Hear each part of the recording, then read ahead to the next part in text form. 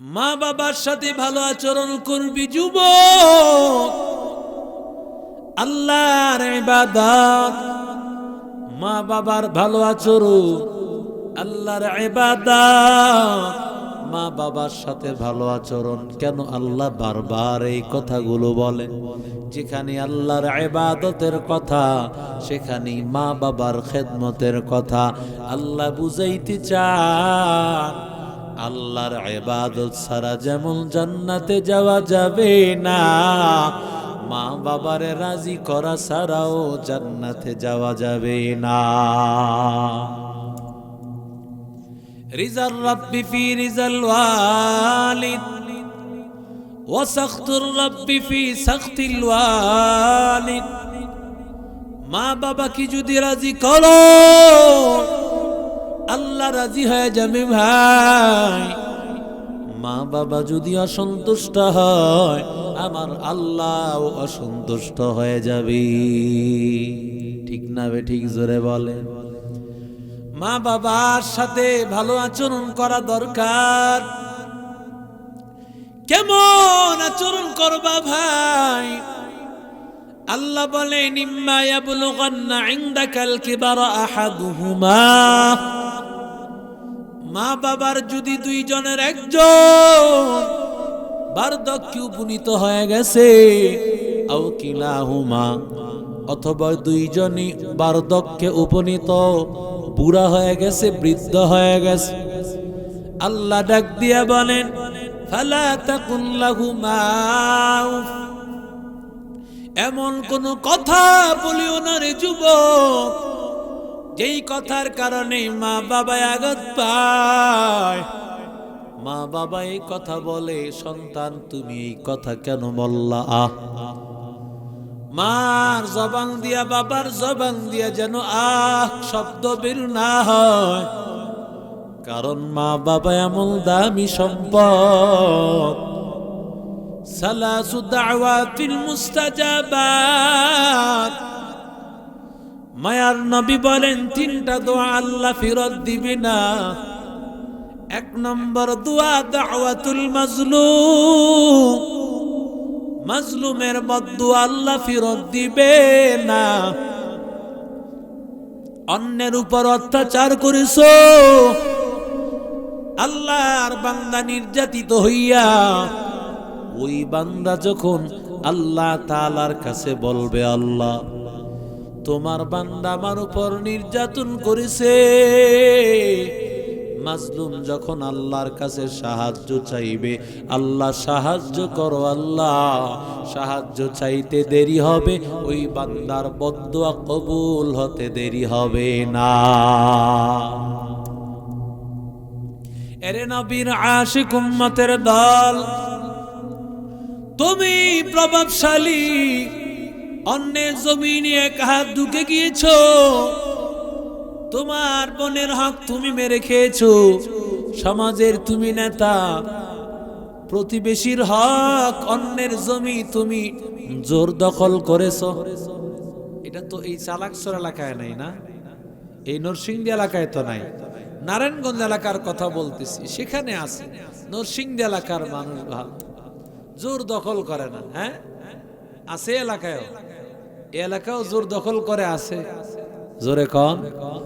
আল্লাহর নবী কি বলেন দেখেন, কিছু মানুষ হাসরের ময়দানে মাথা ভর্তি মাটি, মন কি মন মাটি নিয়া আল্লাহর বান্দা চলতে থাকবে, চলতে বড় কষ্ট হবে। মানুষেরা বলবে এরা কারা, এরা কারা, এমন কেন হালাত? আল্লাহ ডাক দিয়া বলবেন এরা হলো দুনিয়ার ওই মানুষ, দুনিয়ার জমিনে বাই হইয়া বোনের হক মেরে খেয়েছে, সমাজের প্রভাবশালী প্রতিবেশীর হক মেরে খেয়েছে, অন্যের জমি অন্যায়ভাবে দখল করে বুক করেছে। আল্লাহ ডাক দিয়া বলেন যতই দখল করো বান্দা, এই জমিন তোর মাথায় আমি আল্লাহ উঠাইয়া দিব। এরে আল্লাহর গোলাম,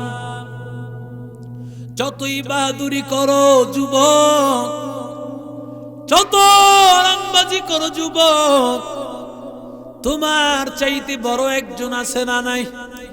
কথা বলেন না কেন?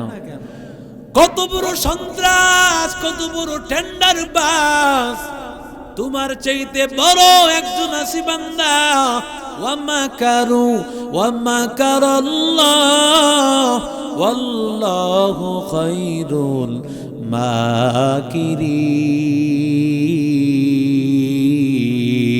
মাকিরিন। আল্লাহ বলে তুই যত বড় রংবাজ, তুই যত বড় ধোঁকাবাজ, তোর চাইতে বড় একজন আল্লাহ আছে। তার কাছে বান্দা যতই করো বাহাদুরি, যতই করো রং তামাশা, আল্লাহর কাছে ছোটার কোন রাস্তা হবে না। তা কর না কেন? এরে নবীর আশিক উম্মতের দল, এরি আল্লাহর গোলাম। 2 নম্বর হলো দাওয়াতুল মুসাফির।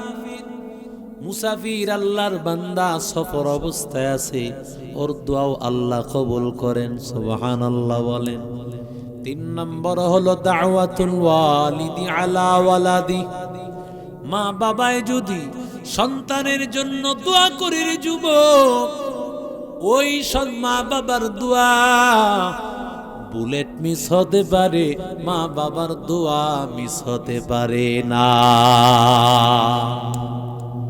মা বাবা এমন সম্পদ, আল্লাহ বলেন ওই মা বাবা তোর যদি 2 জনের একজন অথবা 2 জন বার্ধক্য উপনীত হয়, এমন আচরণ করবি না, এমন কথা বলবি না, এমন কাজ করবি না যেই কাজের কারণে, যেই কথার কারণে মা বাবাই এই কথা বলতে বাধ্য হয়, তুই তোর কারণে আমি কষ্ট পেয়েছি, তুই আমার মনে বড় আঘাত দিয়েছ।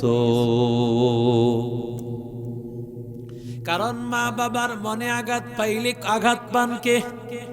কথা কর না কেন?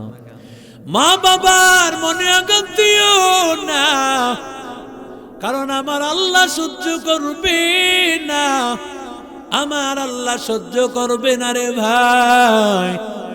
মা বাবার দিলে আঘাত করিও না, মা বাবার মনে কষ্ট দিও না। আল্লাহ বলেন গোলাম ওয়াকফিদ লাহুমা জানাহাজ যুল্লি মিনার রাহমা। মা বাবার সামনে বিনয়ের ডানাটা বিছাইয়া দাও। আল্লাহ কেন মানুষের তো ডানা হয় না, ডানা বিছায়া দেওয়ার কেন এই কথা আল্লাহ বললেন? এর পেছনে কারণ হলো কোরআন নাজিল হয়েছে আরবি ভাষাভাষীদের উপর। মক্কার মানুষের একটা অভ্যাস ছিল, সফরে যাওয়ার আগে পাখিটা ছেড়ে দিত। পাখিটা ডান দিকে গেলে মনে করত সফর ভালো, বাম দিকে গেলে মনে করত সফর খারাপ। মায়ার নবী বলেন লা তিয়ারাতা ওয়ালা হাম্মাতা ফিল ইসলাম। ইসলামের মধ্যে সুলক্ষণ কুলক্ষণ নাই, ইসলামের মধ্যে ছোঁয়াছুঁই রোগ বলতেও কিছু না। আছে জোরে কম? এরে আল্লাহর গোলাম, ছোঁয়াছুঁই রোগ যদি থাকতো, করোনা ভাইরাসের সবার আগে আমরাই মারা যাইতাম, ঠিক না বেঠি? আলহামদুলিল্লাহ করোনা ভাইরাসের সময় আল্লাহ প্রতিদিন মাহফিলে নিছেন। হাজার হাজার মানুষ তো আমাদের হাতের সাথে হাত লাগাইছে। এই বক্তা ভাইরা যারা বয়ান করছেন, কয়জন মারা গেছে বলেন তো আপনারা?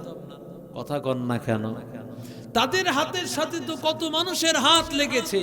মারা গেলে তো সবার আগে তারা মারা যাওয়ার কথা, ঠিক না বেঠি? আজকে নরসিংদী, কালকে সিলেট, এরপরে যশোর, এরপরে চাপাই, কোন দিন কোথায় থাকে। এই যে হাজার রকমের মানুষ, যদি ছোঁয়াছুঁই রোগ হতো তো আল্লাহ এই সমস্ত মানুষদেরকে আগে নিয়ে যাইতেন। আল্লাহ বুঝাই দিলেন না, ছোঁয়াছুঁই রোগ বলতে কিছু না, এটা আমার আল্লাহর সৈনিক। জোরে কোন আল্লাহু আকবার। আল্লাহর সৈনিক আল্লাহ কার কাছে পাঠাবেন আল্লাহই ভালো জানেন। দেখেন না, স্বামীর করোনা কিন্তু স্ত্রীর হয় না, আছে না নাই? জোরে বলেন। তাহলে তো স্বামীর হইছে, স্ত্রীর কেন হয় না? একই ছাদের নিচেই তো ঘুমায়, একই খাটে ঘুমায়, তো তার হয় না। ব্যাপারটা কোথায়? ব্যাপারটা হলো আল্লাহর। কথা কোন ঠিক না বেটি? কাদের কুদরতু দারি বার কামাল আনতা রব্বি আনতা হাসবি যুল জালাল তুহি কাদের জলিলুল্লাহ জাহাদার বহর হালে তুহি মেরা নিগাহদার। আল্লাহ তাআলা এই জন্যই কথা বলেছেন। 2 নম্বর কারণ, পাখির শক্তিগুলো থাকে ডানায়।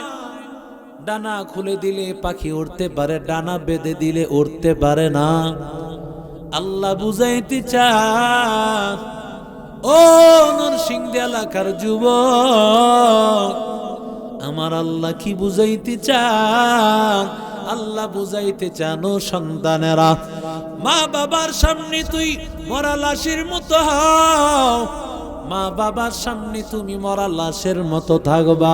মরা লাশের যেমন কোনো ক্ষমতা নাই, তোমার তেমন ক্ষমতা থাকবে না। তার মানে হলো, মা বাবাই যে আদেশ করবে সেই আদেশটাই তুমি পালন করবা।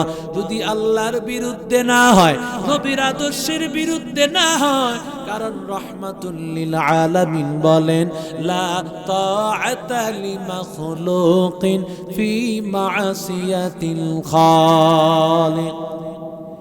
এক সাহাবী এসে বলেন, পয়গম্বর, ও নবী, আমার মা বলেছে আমি যদি মুসলমান না হই, আমার মা নাকি একটা বেলাও খাবার খাবেন না, মুখে কোনো লোকমা দিবে না।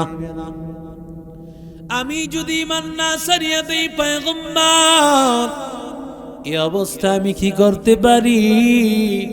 পয়গম্বর বলেন, একটু অপেক্ষা করো। আল্লাহর পক্ষ থেকে সাথে সাথে আয়াত নাজিল হয়ে গেল, ওয়া ইন জাহাদাকা আলা আন তুশরিকা বিমা লাইসা লাকা বিহি ইলমুন ফালা তুতি'হুমা ওয়া সাহিবহুমা ফিদ দুনিয়া মা'রুফা। আল্লাহ জানায় দিলেন, ও সন্তান, মা বাবাই যদি ইসলামের বিরুদ্ধে যদি কোনো আদেশ করে, মা যদি বলে নামাজ পড়া যাবে না, মা যদি বলে সন্তান দাড়ি রাখতে পারবা না, মেয়েকে যদি বলে পর্দা করতে পারবা না, পুত্রবধূকে যদি বলে পর্দা করতে পারবা না, না না, এই ক্ষেত্রে মা বাবার আদেশ মানা যাবে না। মা বাবার আদেশ মানা যাবে না। তবে তাহলে কি করা লাগবে? তাহলে কি মা বাবার সাথে কি এই কথা বলবো? তুমি কি বুঝো? হ্যাঁ, তোমার কথা মানতে পারবো না, এটা একটা আদেশ হলো না। এই ক্ষেত্রে আরেকটা আদেশ আছে। আল্লাহ বলেন, মা বাবার আদেশ মানতে পারবি না, তবে খারাপ আচরণ করা যাবে না। ওয়াসাহিবুহুমা ফিদ দুনিয়া মা'রুফা। মা বাবারে বলা লাগবে, ও মা, ও বাবা, এই আদেশটা ঠিক নয়। আল্লাহর হুকুম হলো নামাজ পড়া লাগবে। মা, তুমি বলতেছো দাড়ি কাটতে, এটা নবীর আদর্শ না। কারণ দাড়ি যদি কামাই, আমার মায়া নবীর পরিচয় কবরে কিভাবে হবে?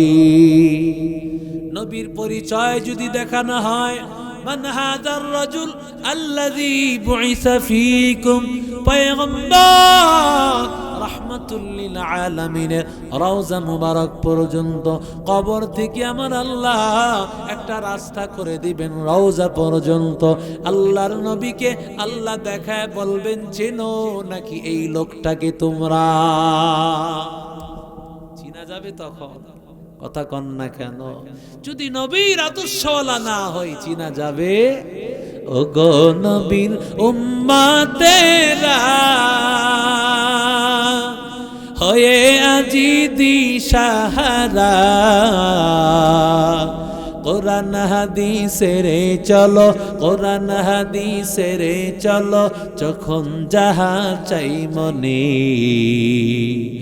নবী বিনে কে তড়াবে ফুলসিরাত মিজানে, নবী বিনে কে তড়াবে ফুলসিরাত মিজানে। এমন এতিম নবী আমার,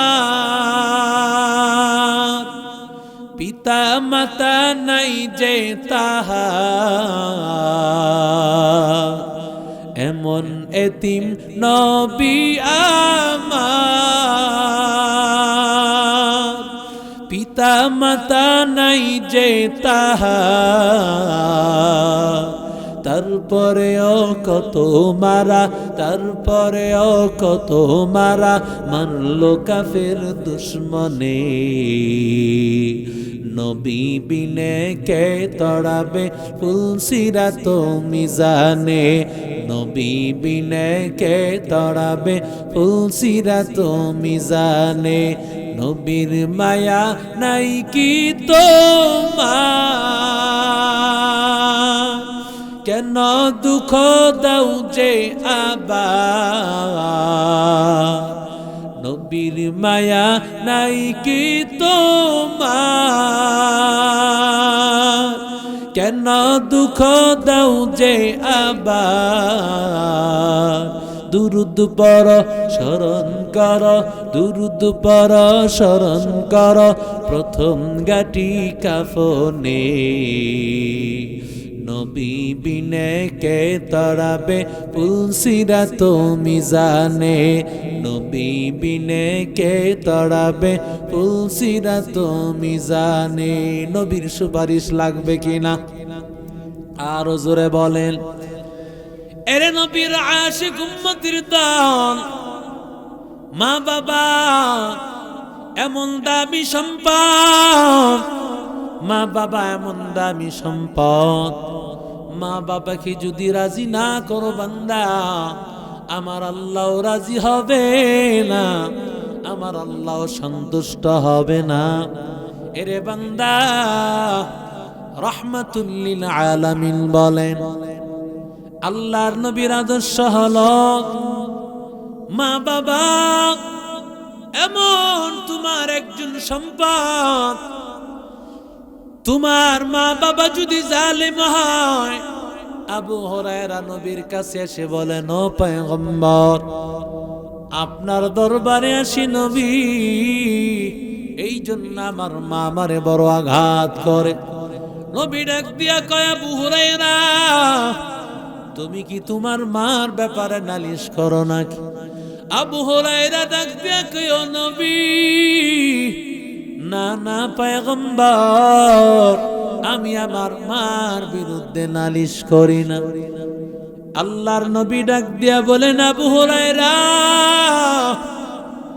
তোমার মা তোমার আঘাত করে নালিশ করিও না, কারণ মা তোমার এমন সম্পদ, ওই মার বিরুদ্ধে কোনো অভিযোগ করা যাবে না। মা বাবায় জালেম হলেও অভিযোগ চলবে না। ও নবী, আমার কোনো অভিযোগ নাই, আমার কোনো অভিযোগ নাই, আপনার কাছে একটা দোয়ার জন্য আসছি, আপনি একটু হাত তুলে দোয়া করে দেন, আল্লাহ যেন আমার মাকে আল্লাহ হেদায়েতের মালা আল্লাহ পরায় দেয়। আরো জোরে বলে, নবীর দোয়া তো আল্লাহ ফেরত দিবেন। নবী হাত তুলছে, আল্লাহর নবী হাত তুলেছেন, আবু হুরায়রা দৌড়ায়, আবু হুরায়রা দৌড়াইতেছেন। সাহাবীরা বলেন, আবু হুরায়রা কোথায় দৌড়াইতেছ? আবু হুরায়রা, আবু হুরায়রা বলে, আমাকে তোমরা ধরিও না, আমাকে যেতে দাও, পরে কথা বলবো, আমি দেখবো আমি ঘরে যাইতে দেরি হয় নাকি এর আগেই নবীর দোয়া কবুল হয়। আরো জোরে বলেন।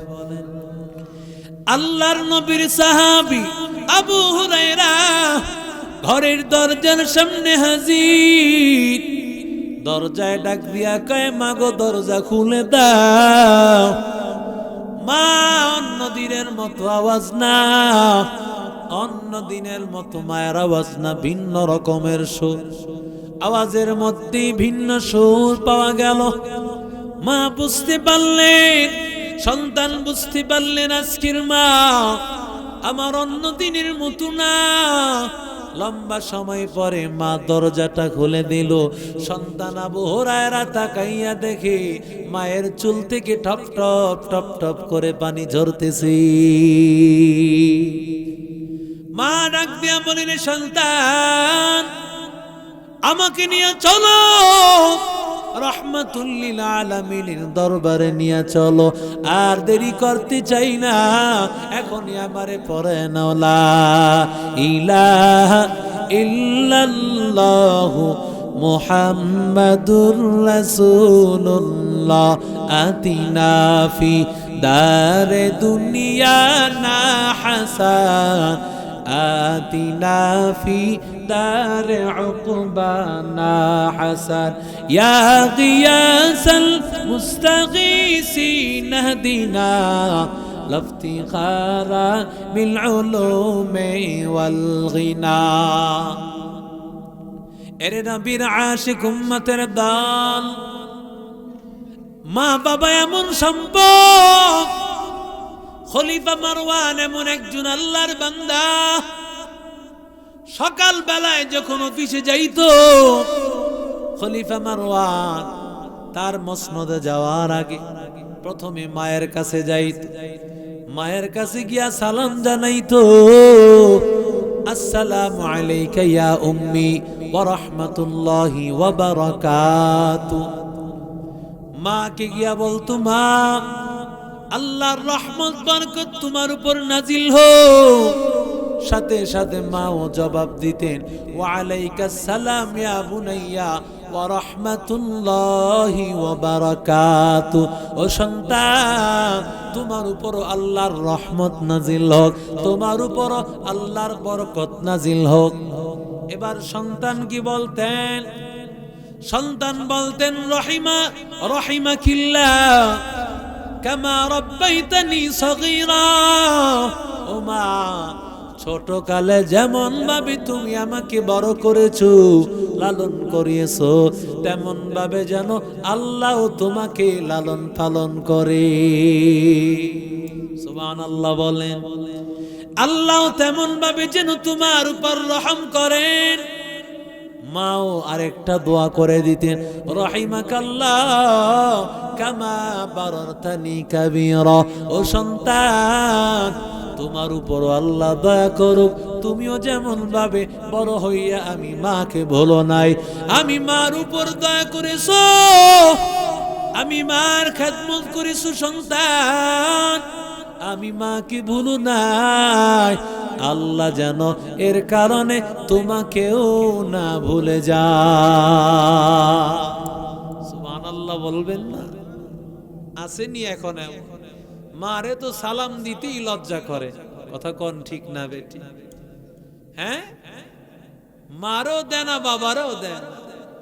আল্লাহর নবীর সাহাবী, পয়গম্বরের সাহাবী বলেন, যেই আল্লাহর বান্দা মুসলমান, মা বাবাও তার মুসলমান, ওই সন্তান সকাল বেলায় গিয়া মারে সালাম জানাইলো আর বলল, মা তুমি কেমন আছো, বাবা তুমি কেমন আছো। এই কথাটা বলতে দেরি, ইল্লা ফাতাহাত লাহু বাবাইনি আনি ফিল জান্নাহ, কথাটা বলতে দেরি, জান্নাতের দুইটা দুয়ার খুলতে দেরি না। আরো জোরে বলেন। এবার সাহাবী ডাক দিয়ে বলেন, ও পয়গম্বরের সাহাবী, কারো যদি মা বাবার দুইজনের একজন থাকে, মা বাবা দুইজন নাই, হয়তো মা আছে হয়তো বাবা আছে, তার জন্য কি হালত হবে? পয়গম্বরের সাহাবী ডাক দিয়া বলেন, ইন কানা লাহু ওয়াহিদান ফাওয়াহিদুন, কারো যদি মা বাবার একজন হয়, তার জন্য একটা দুয়ারে খুলবে। এরি আল্লাহর বান্দা যুবক, মা বাবাই তোর ঘরের মধ্যে হাজির, ওই মা বাবার কাছ থেকে দোয়া নে। তাকাইয়া দেখো, ইমাম বুখারী, কে বা তার নাম না জানে বাংলা, আসহুল কুতুবি বাদা কিতাবিল্লাহি তাআলা সহিহ আল বুখারী, এত বড় ইমাম, যে ইমামের এত সম্মান, যে ইমামের এত দাম, ওই ইমাম বুখারী কিভাবে বান্দা ইমাম বুখারী হলেন? ইমাম বুখারীর বাবা দুনিয়া থেকে বিদায়, সন্তানকে নিয়ে মা জীবন যাপন করতেছে, কিন্তু মা তাকায় দেখলো সন্তানটাকে নিয়ে যদি দ্বিতীয় বিবাহ করি, সন্তানটা হয়তো বাপের শানিতে পড়ে যাবে, সন্তানের হয়তো আদর কমে যাবে। এই জন্য মা দ্বিতীয় বিবাহ বসলো না। রহমাতুল লিল আলামিন বলেন, যেই মা সন্তানের মায়া আর ভালোবাসায় দ্বিতীয় বিবাহ বসে না, ওই মাকে এর বিনিময় আল্লাহ তাআলা দিবে একমাত্র জান্নাত।